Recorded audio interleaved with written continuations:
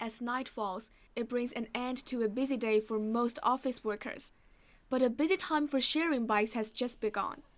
Scanning the QR code and riding to the nearest underground or bus station has become increasingly popular among China's professionals, especially since the outbreak. I ride shared bikes 4 times a day, but I rarely rode before the outbreak when I would usually take a shuttle bus.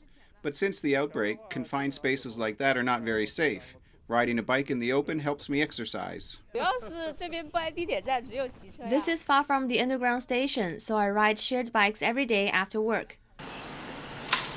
And Fanas-backed Hello Bike says rides on its shared bikes have returned to 90% of normal levels since March, and that overall user numbers are up some 100 million since the end of last year to 400 million. That's the fastest growth the company has ever seen. Hello Bike is now making use of more systematic planning to further improve usage, and says it expects revenue to double this year, which will make this the first year it has been profitable. In the past, we mainly relied on personal judgments to decide the locations for our bikes.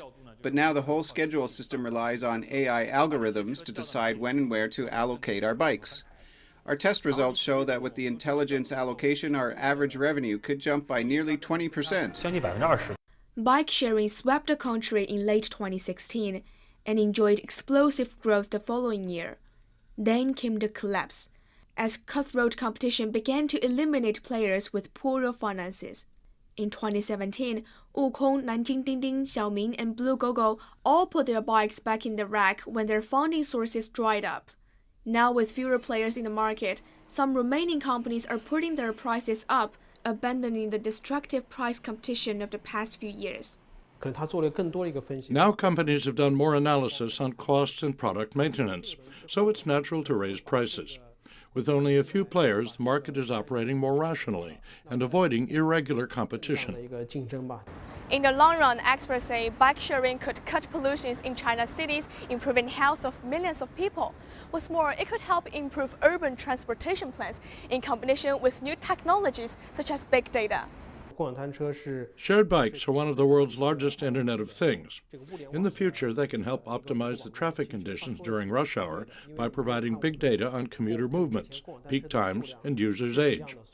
It's different from tracking traditional public transport and can help study when and where young people usually travel once they get off the buses or the subway.